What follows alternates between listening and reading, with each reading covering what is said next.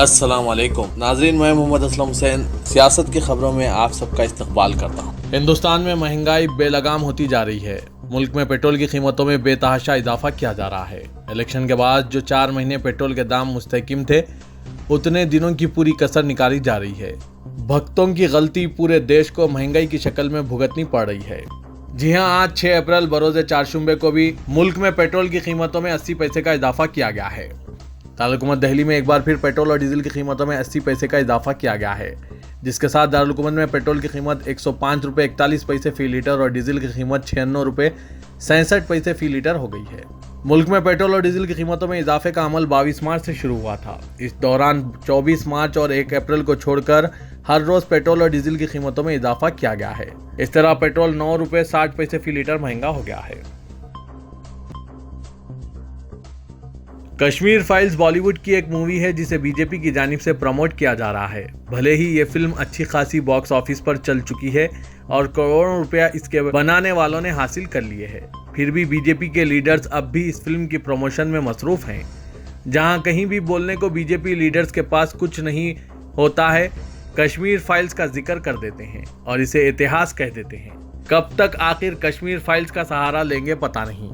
आज मरकजी वजीर नितिन गडकरी ने कहा कि दी कश्मीर फाइल्स वादी की हकीकी तारीख को सामने ला रही है और ये फिल्म तवील अरसे तक याद रखी जाएगी। गडकरी ने यह रिमार्क्स इंडिया इंटरनेशनल सेंटर में फिल्म की कास्ट अनुपम खेर, पल्लवी जोशी और हिदायतकार विवेक अग्निहोत्री के एजाज में मुनक्किदा एक तकरीब में कही है। रियासत उत्तर प्रदेश में अब तक जराइम पेशा अफराद के घर गिराने के लिए बुलडोजर का इस्तेमाल किया जा रहा था, लेकिन अब उत्तर प्रदेश में बारूद दाखिल हो गया है। लैंड माफिया के घर बारूद के जरिए मस्मार किए जाएंगे। इसके लिए माहिरीन की टीम भी बुलाई गई है। मालूमात के मुताबिक लखनऊ में ऊंची और बड़ी मंजिलों को गिराने के लिए डायनामाइट का इस्तेमाल किया जाएगा, क्योंकि बुलडोजर दबाने से बड़ी मंजिलें गिरने में काफी वक्त ज़ाया होता है। इसलिए अब लखनऊ डेवलपमेंट अथॉरिटी ने बड़ी इमारतों को गिराने के लिए डायनामाइट का इस्तेमाल करने का मंसूबा बनाया है। इसके लिए भोपाल से टीम बुलाई जा रही है। महाराष्ट्र के शहर मुंबई के मजाफात में गोरेगांव की पत्राचाल घोटाले के मामले में इन्फोर्समेंट डायरेक्टरेट यानी ईडी ने शिवसेना के सीनियर लीडर और रुकने पार्लियामेंट संजय रावत के अलीबाग में वाक़े 8 प्लॉट्स और मुंबई के दादर इलाके में एक फ्लैट को कर्क कर लिया। जब्त की गई मिल्कियत की कीमत तकरीबन 11 करोड़ रुपए बताई जा रही है। संजय रावत ने इस कार्रवाई के बाद अपने ट्विटर अकाउंट पर असत्यमेव जयन्ते, झूठ की जीत लिखकर अपना रद्दअमल जाहिर किया है। उत्तर प्रदेश के गोरखपुर में वाक़े गोरखनाथ मंदिर के बाहर पुलिस एहलकारों पर हमला करने वाले अहमद मुर्तुज़ा अब्बासी के वालिद मुनीर अब्बासी ने अपने बेटे से मुतालिक कई इंकशाफात किए हैं और कहा कि इनका बेटा दहशतगर्द नहीं है, बल्कि वो ज़हनी तौर पर बीमार हैं। इतवार की रात एक शख्स तेज़धार हथियार के साथ गोरखनाथ मंदिर पहुंचा और सिक्योरिटी एहलकारों पर हमला कर दिया था। मुलजिम अहमद मुर्तुज़ा अब्बासी के वालिद ने आज तक से बातचीत में अपने बेटे को जहनी मरीज करार दिया। इनका कहना था कि वो बचपन से ही बीमार था, जिसकी वजह से हम कभी नहीं समझ सके, लेकिन 2018 में इस बीमारी ने खौफनाक शक्ल इख्तियार कर ली थी, जिससे हम काफ़ी परेशान भी थे। मुनीर अब्बासी ने बताया कि मुलाजमत के दौरान भी मुर्तुज़ा महीनों बगैर इत्तला के कमरे में पड़ा रहता था। उन्होंने बताया कि इसका इलाज जामनगर और अहमदाबाद में भी करवाया, लेकिन वो जहनी तौर पर मुस्तकिम नहीं हुआ है।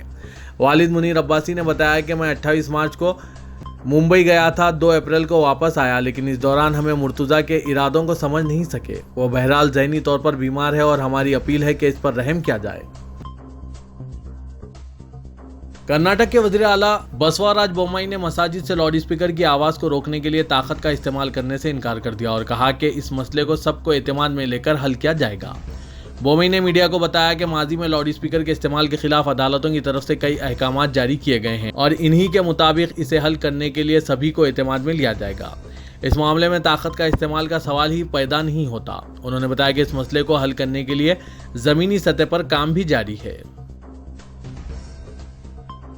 बीजेपी लीडर मोहित कुंबोज ने हनुमान चालीसा बजाने, मनादिर पर लाउड स्पीकर्स की तनसीब के लिए मालिया फराहम करने की पेशकश की है। उन्होंने हिंदू इत्तेहाद की वकालत की और मसाजिद से गैर कानूनी लाउड स्पीकर्स को हटाने का मुतालबा किया।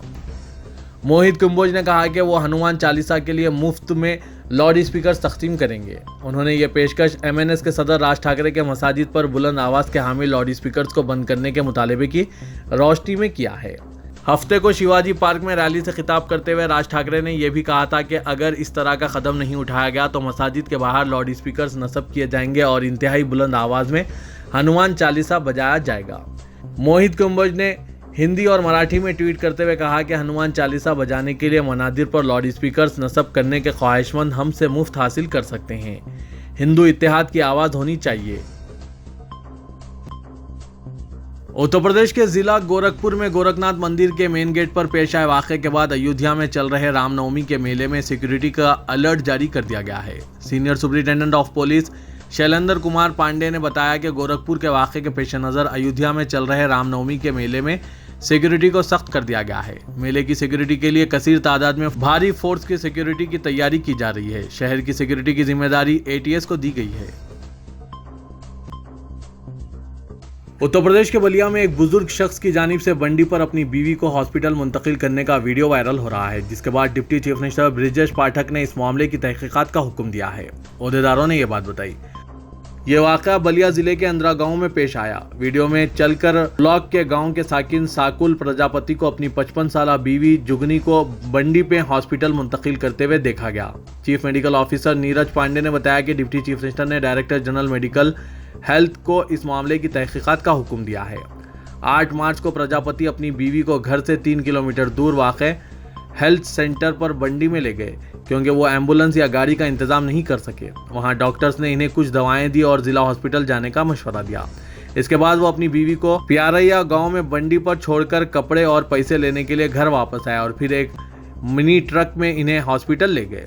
हॉस्पिटल में इलाज के दौरान इनकी बीवी की मौत हो गई। प्रजापति ने कहा कि इनकी मौत तकरीबन रात 11 बजे हुई और हॉस्पिटल ने नाश को घर वापस ले जाने के लिए एम्बुलेंस फराहम करने से इनकार कर दिया और कहा कि यह सर्विस रात के वक्त दस्तयाब नहीं है, जिसके बाद उन्होंने 1100 रुपये में एक खानगी एम्बुलेंस किराए पर हासिल की।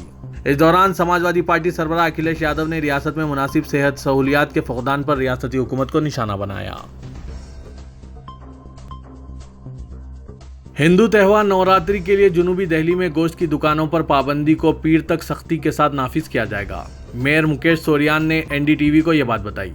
उन्होंने दावा किया कि शिकायत की बिना पर यह पाबंदी आयद की गई है और इसकी वजह से किसी की शख्सी आज़ादी की खिलाफ वर्जी नहीं होती। जुनूबी दिल्ली म्यूनसिपल कॉरपोरेशन के मेयर ने NDTV को बताया कि हम सख्ती के साथ तमाम गोश्त की दुकानों को बंद करेंगे।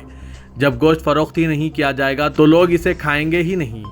उन्होंने बाद इस्लामी ममालिक का भी हवाला दिया जहां माह रमज़ान के दौरान आम मुकामात पर पानी पीने पर भी ऐसी ही पाबंदियां आयद की जाती है।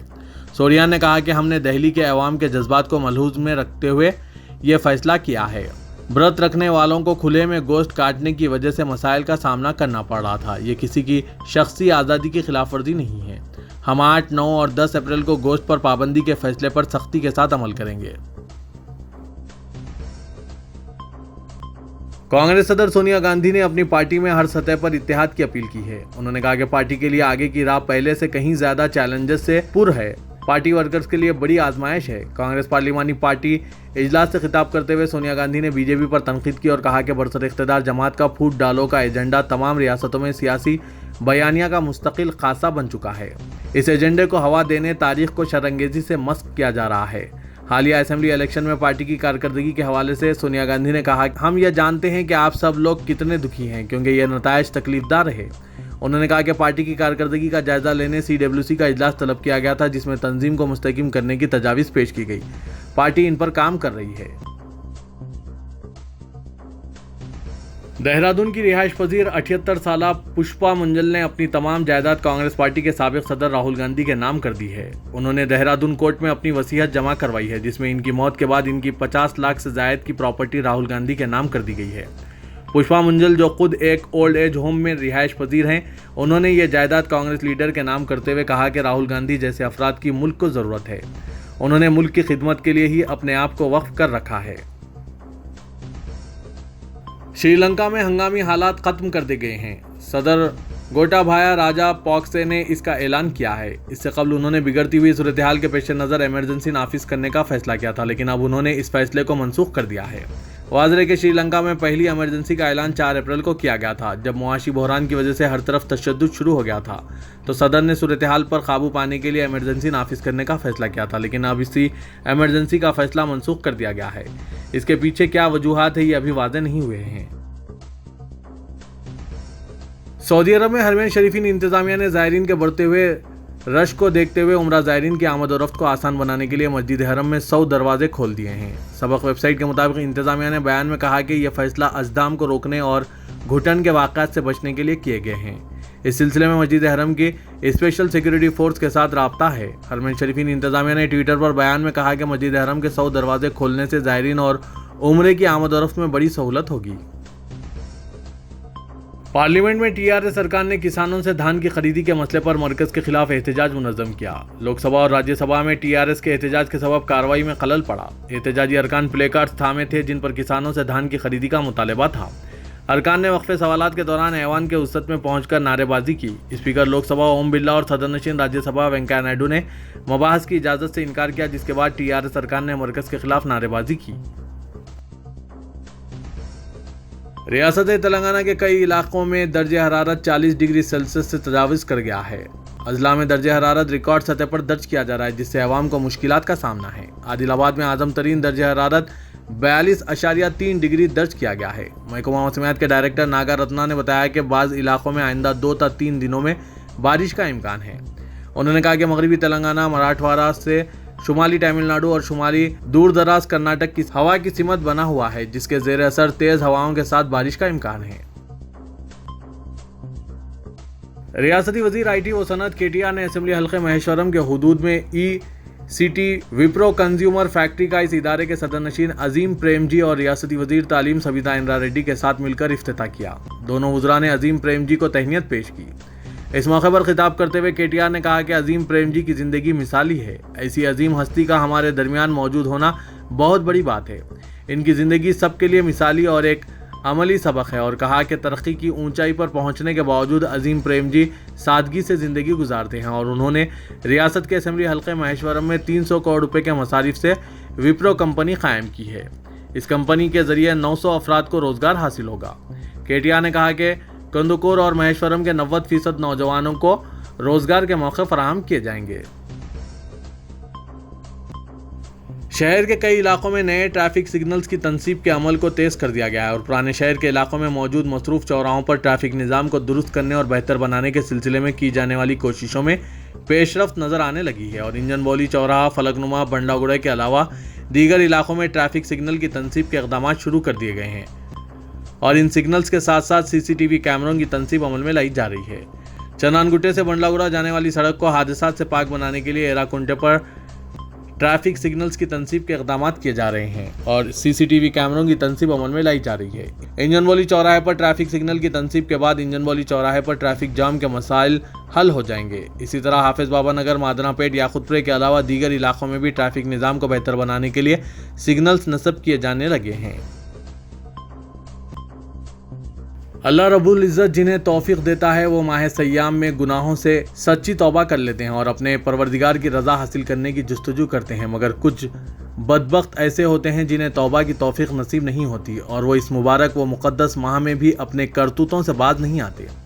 यूं तो शहर में आए दिन चोरी की वारदातें पेश आती हैं और भीड़ भाड़ वाले जगहों पर जेब कतरों के साथ साथ सेलफोन चोरी करने वाले भी सरगर्म रहते हैं, मगर इस मरतबा जेब कतरों और सेलफोन चोरी करने वालों ने इफ्तार पार्टियों को निशाना बनाना शुरू कर दिया है।